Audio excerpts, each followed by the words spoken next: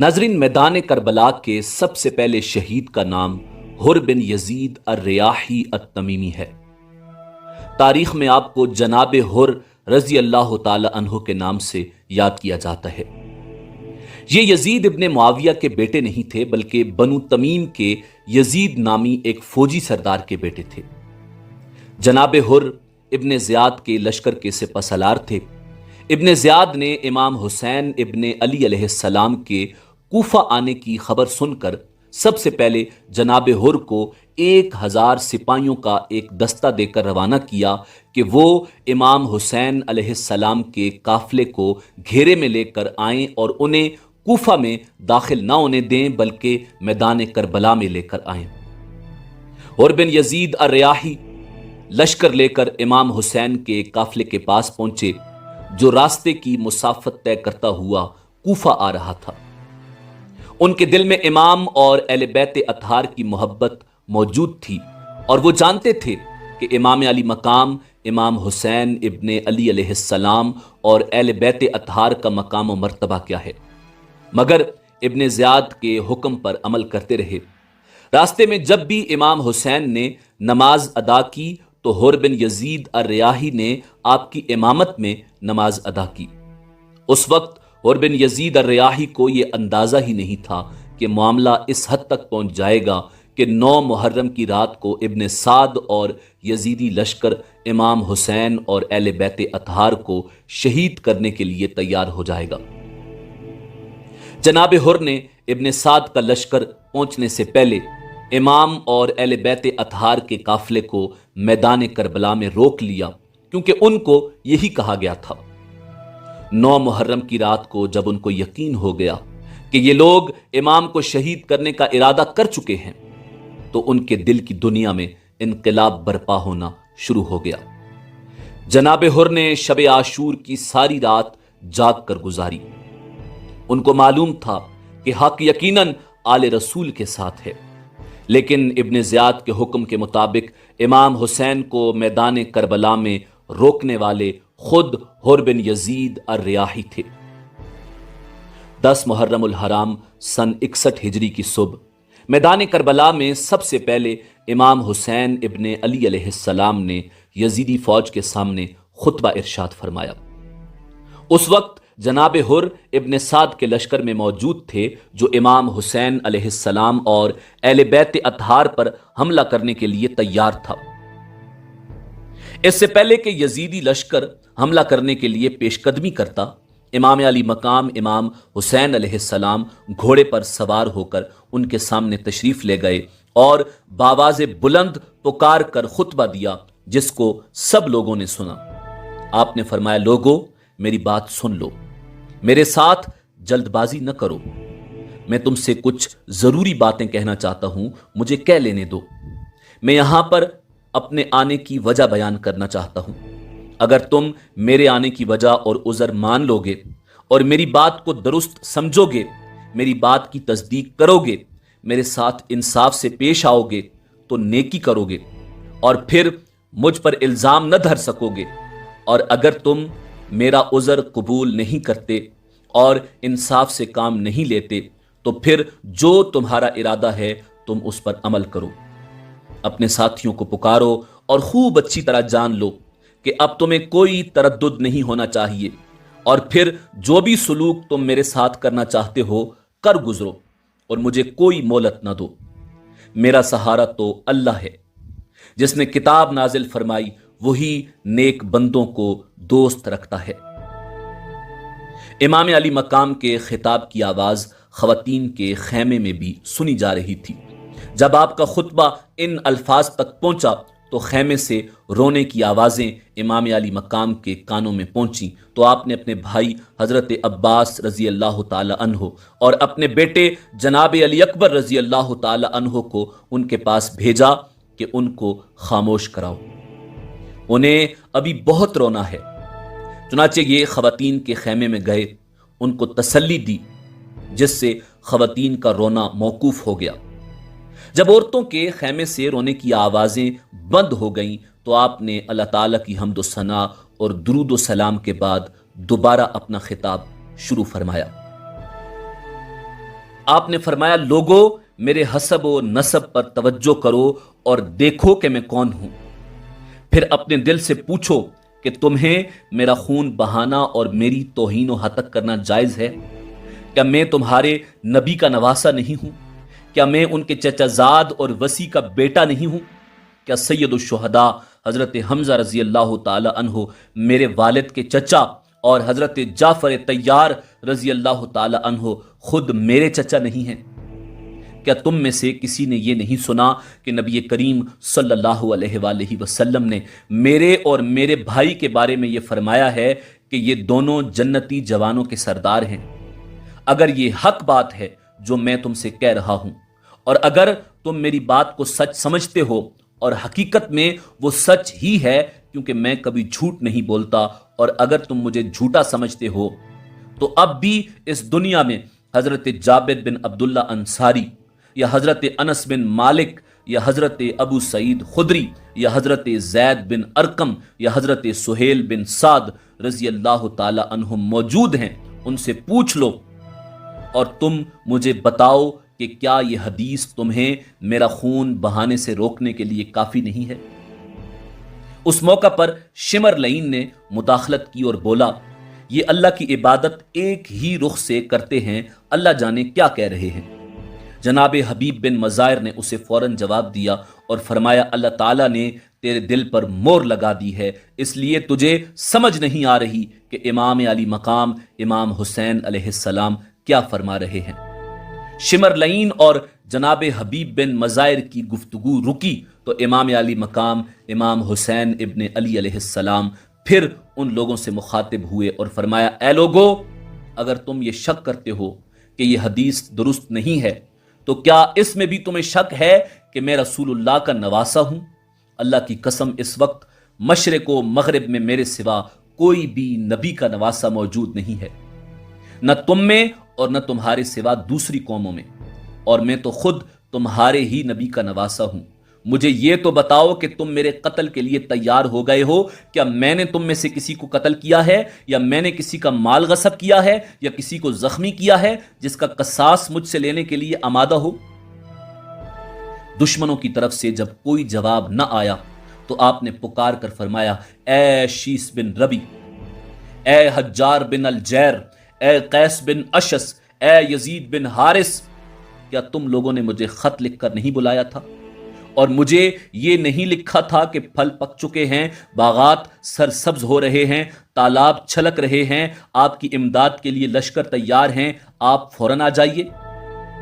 उन लोगों ने कहा, हमने आपको कोई खत नहीं लिखा था। आपने फरमाया, अल्लाह की कसम, तुमने लिखा था और जरूर लिखा था। फिर आपने फरमाया, अच्छा, अगर तुम ये कहते हो कि तुमने कोई खत नहीं लिखा था और तुम लोग नहीं चाहते कि मैं इधर आऊं, तो मेरा रास्ता छोड़ दो ताकि मैं किसी ऐसे मकाम पर चला जाऊं जहां अमन और सुकून से जिंदगी गुजार सकूं। आपकी बात सुनकर कैस बिन अशस ने कहा, आप इब्ने ज़ियाद की बात मान क्यों नहीं लेते? फिर ये सब आपके साथ वही सलूक करेंगे जो आप चाहते हैं। आपने जवाब दिया, तुम ऐसी बात क्यों नहीं कहोगे? तुम आखिर हो तो मोहम्मद बिन अशस के भाई। क्या ये तुम्हारे लिए काफी नहीं है कि मेरे भाई मुस्लिम बिन अकील के खून की जिम्मेदारी तुझ पर ही है? अल्लाह की कसम, मैं इन लोगों के हाथ में जिल्लत के साथ अपना हाथ नहीं दूंगा और न गुलामों की तरह इनकी इताअत का इकरार करूंगा। उसके बाद इमाम ने फरमाया, ए अल्लाह के बंदो, मैं अपने और तुम्हारे परवरदिगार से अमान चाहता हूं और हर मुतकब्बिर और उस शख्स से जिसका आखिरत पर ईमान नहीं, अल्लाह ताला की अमान चाहता हूं। यजीद इब्ने मुआविया, इब्ने ज़ियाद और इब्ने साद के पूरे लश्कर में से सिर्फ एक शख्स इमाम अली मकाम इमाम हुसैन इब्ने अली अलैहिस्सलाम का खिताब दिल के कानों से सुन रहा था। उसका नाम था हुर बिन यजीद अर्रियाही अत-तमीमी।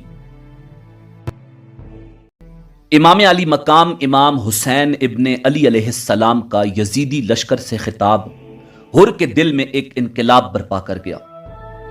हजरत हुर की आंखों से गफलत के तमाम पर्दे उठ गए, हक व बातिल का फर्क वाज़े व अयां हो गया। उनके दिल पर इमाम अली मकाम امام حسین ابن علی علیہ السلام کی باتوں نے اثر کیا۔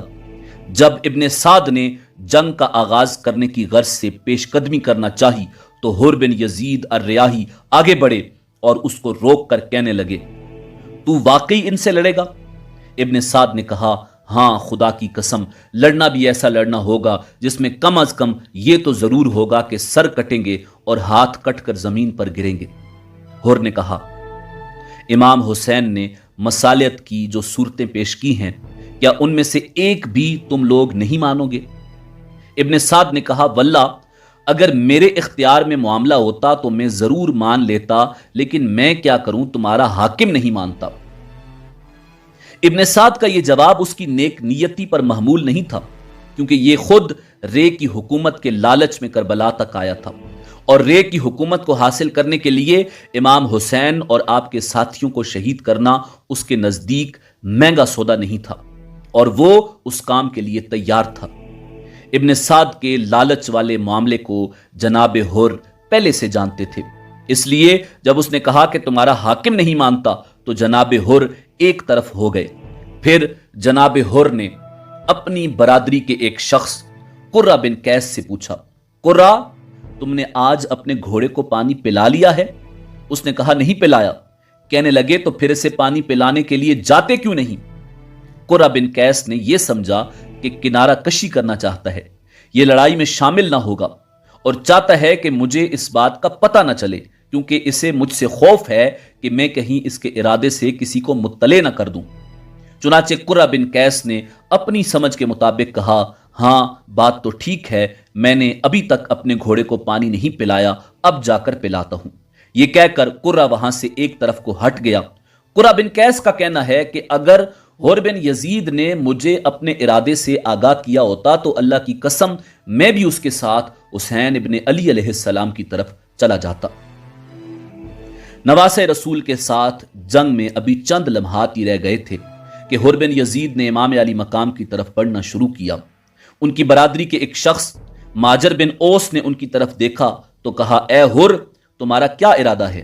کیا تم حسین پر حملہ آور ہونا چاہتے ہو؟ حر یہ سن کر خاموش ہو گیا۔ نواسہ رسول امام علی مقام امام حسین ابن علی علیہ السلام سے جنگ کرنے کے تصور نے حر بن یزید الریاحی کے بدن پر کپ کپی طاری کر دی، ہاتھ پاؤں میں تھر تھراہٹ پیدا ہو گئی۔ حر کی یہ حالت دیکھ کر ماجر بن اوس نے کہا، حر، تمہاری یہ حالت کیوں ہے؟ تم پر خوف و ہراس کا اس قدر غلبہ کیوں ہے؟ اس سے قبل تو میں نے تمہاری اس طرح کی حالت کبھی نہیں دیکھی۔ مجھ سے جب بھی کبھی پوچھا جاتا کہ کوفہ میں سب سے بہادر شخص کون ہے تو میں تمہارا نام لیتا، لیکن اس وقت تمہاری کیفیت بہت ہی عجیب ہو رہی ہے۔ جناب حر نے جواب دیا، اے معاجر، یہ کوئی عام جنگ نہیں ہے، یہ نواسہ رسول کے ساتھ جنگ ہے۔ اس وقت میں جنت اور جہنم کے دورائے پر کھڑا ہوں۔ اللہ کی قسم اس وقت میں اپنے دل سے پوچھ رہا ہوں کہ حر، جنت میں جانا چاہتے ہو یا جہنم میں؟ مجھے قسم ہے اپنے پروردگار کی، میں کسی بھی چیز کے بدلے جنت کو نہیں چھوڑوں گا، خواہ میرے جسم کے ٹکڑے ٹکڑے کر دیے جائیں یا مجھے زندہ جلا دیا جائے۔ اس کے بعد حر نے اپنے گھوڑے کو ایڑ لگائی اور امام علی مقام کی خدمت میں پہنچ گیا۔ دشمن کی طرف سے ایک سوار کو اپنی طرف آتا دیکھ کر امام علی مقام بھی اس کی طرف بڑھے۔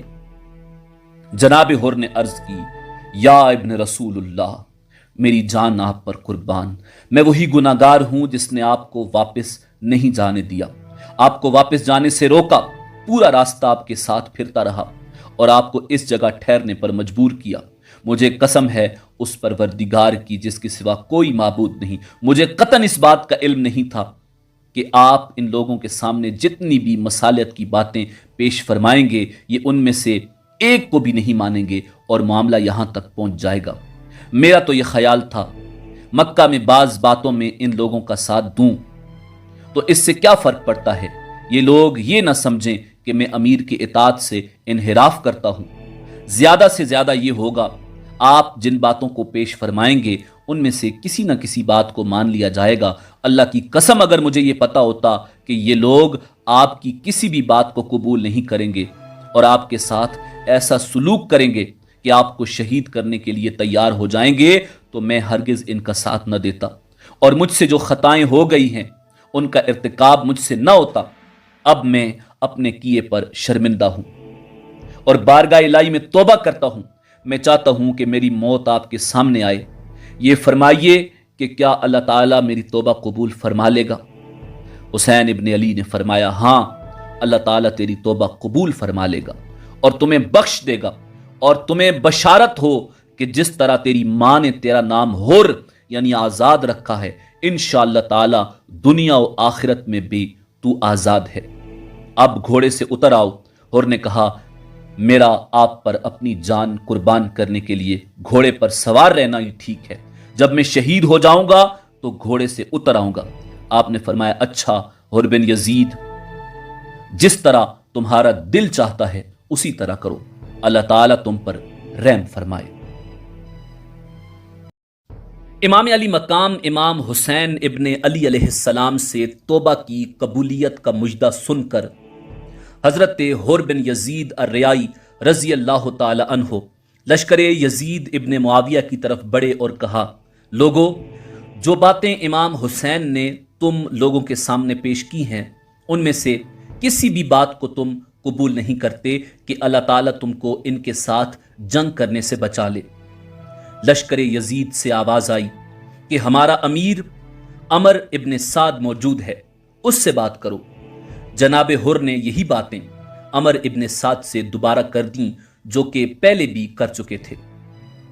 इब्ने साद ने जवाब दिया, मैं भी यही चाहता था, अगर मुमकिन होता तो इसी तरह करता।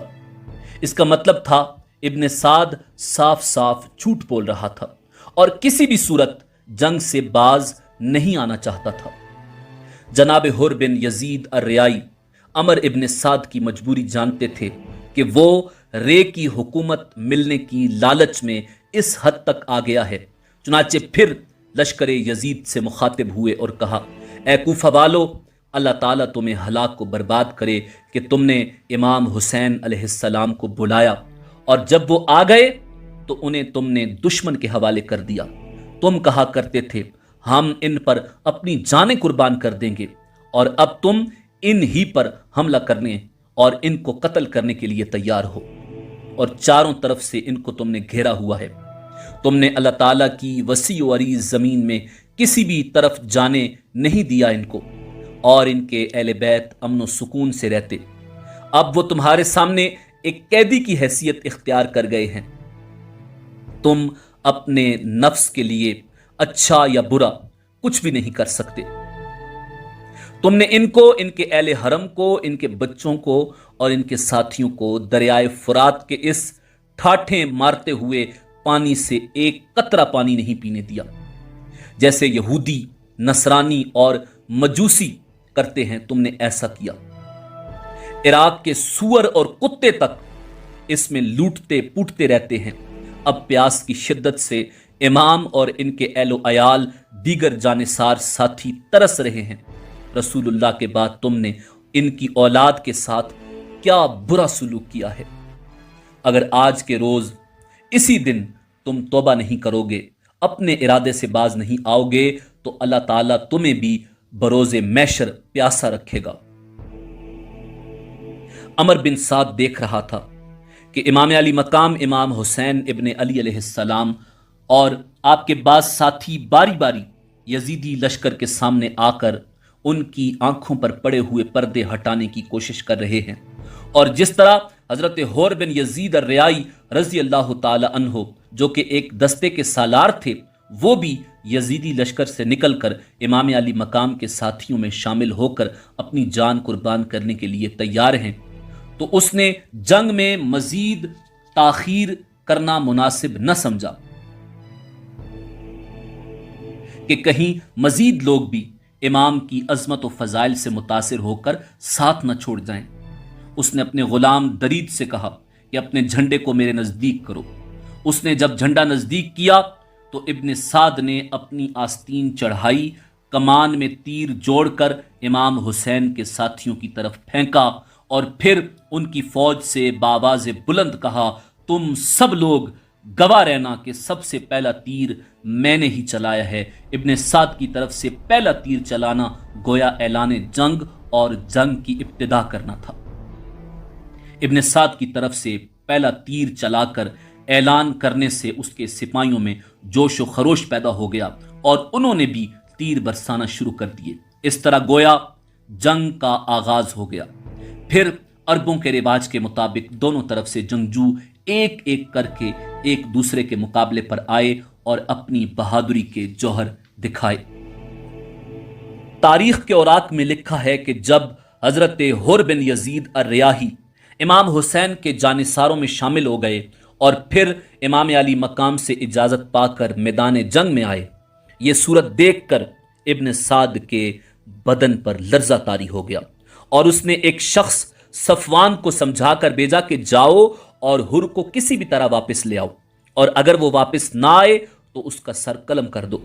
چنانچہ صفوان نے حر کے پاس آ کر کہا، اے حر، تیری عقل و دانائی پر ہم فخر کیا کرتے تھے، مگر آج تم نے کمال درجے کی نادانی کی ہے کہ تم یزید ابن معاویہ جیسے عظیم حاکم کو چھوڑ کر حسین ابن علی جیسے غریب الوطن مسافر کی طرف چلے آئے ہو۔ چلو واپس چلو، میں تمہیں لینے کے لیے آیا ہوں۔ یہ سن کر جناب حر نے جانے سے انکار کر دیا اور کہا، اے بے عقل ناصح، تجھے اپنی نادانی پر افسوس کرنا چاہیے کہ تو نے طاہر کو چھوڑ کر نجس قبول کیا اور باقی رہنے والی دولت کے مقابلے میں دنیا فانی کی موہوم کو ترجیح دی۔ حضور نبی کریم صلی اللہ علیہ وآلہ وسلم نے امام کو اپنا پھول فرمایا ہے۔ میں اس گلستان پر جان قربان کرنے کی تمنا رکھتا ہوں، رضائے رسول سے بڑھ کر کونین میں کوئی دولت نہیں ہے۔ صفوان نے کہا، اے حر، یہ تو میں اچھی طرح جانتا ہوں، لیکن ہم لوگ سپاہی ہیں اور آج مال و دولت یزید ابن معاویہ کے پاس ہے۔ حضرت حر نے جواب دیا، میں اس بات سے انکار کرتا ہوں کہ میں واپس جاؤں گا۔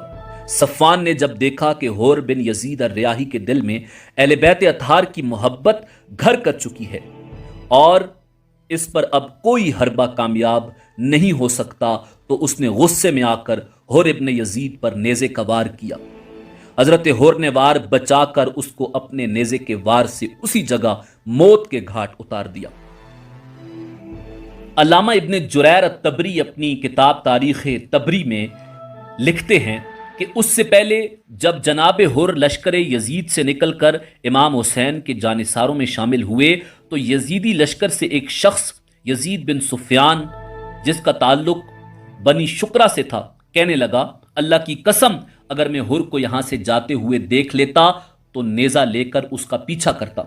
میدان جنگ میں حضرت حر بن یزید الریاحی رضی اللہ تعالی عنہ کو بہادری کے جوہر دکھاتے ہوئے دیکھ کر فوج کے سربراہ حسین بن نمیر نے یزید بن سفیان سے مخاطب ہو کر کہا، کیا تم اسی حر کو قتل کرنا چاہتے تھے؟ اس نے کہا، ہاں۔ پھر وہ مقابلے کی غرض سے سامنے آیا اور حضرت حر کو پکار کر کہنے لگا کہ مجھ سے لڑو۔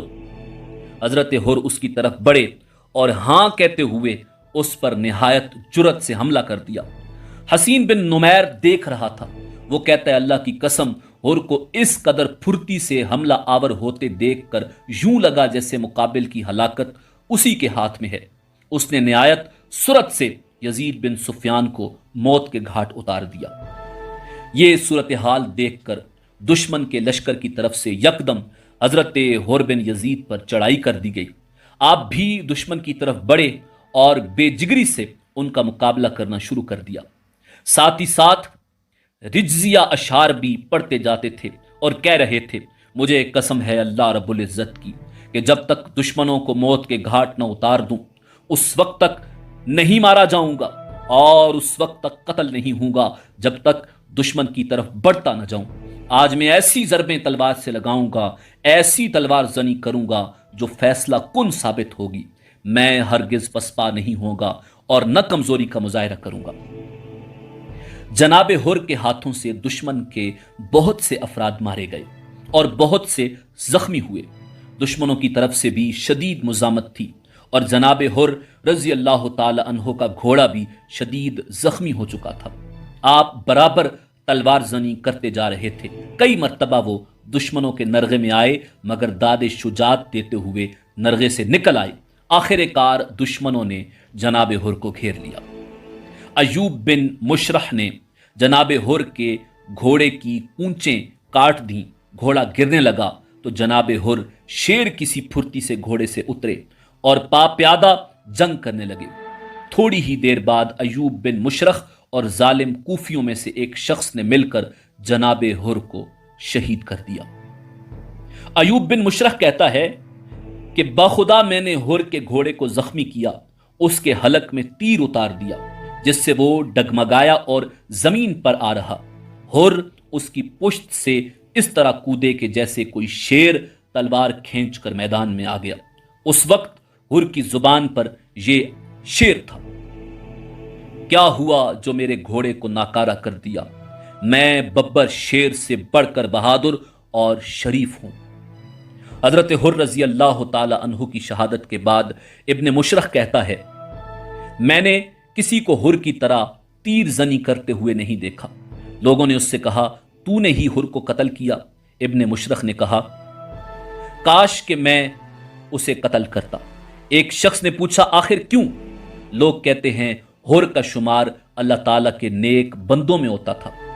अगर ये ऐसा ही है तो अल्लाह की कसम मैं एक जख्म लगाने और मैदान में आने का गुनाहगार हूं।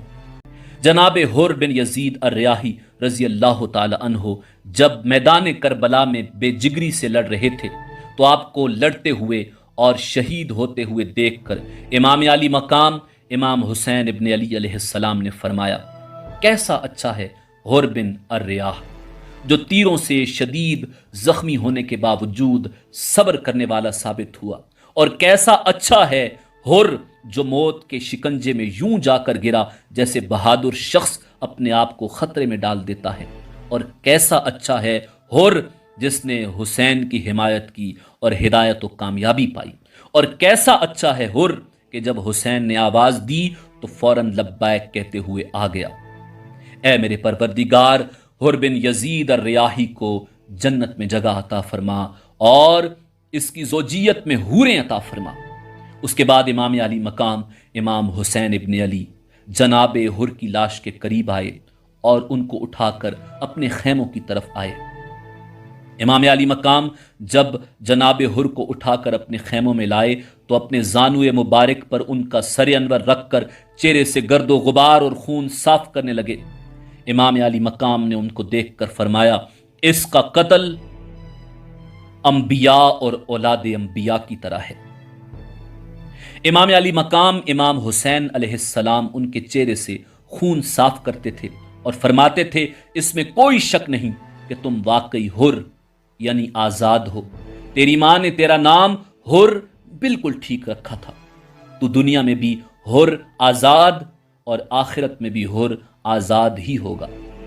रिवायात में आता है कि जनाब हुर बिन यजीद अर्रयाही के शहीद होने के बाद उनके भाई हजरत मुसअब बिन यजीद और गुलाम उर्वा अमर बिन साद के लश्कर से घोड़े दौड़ाकर इमाम अली मकाम की खिदमत में हाजिर हुए और तौबा करके आपके जानिसारों में शामिल हो गए, और फिर यके बाद दीगरे ये भी मैदान करबला में शहीद हो गए।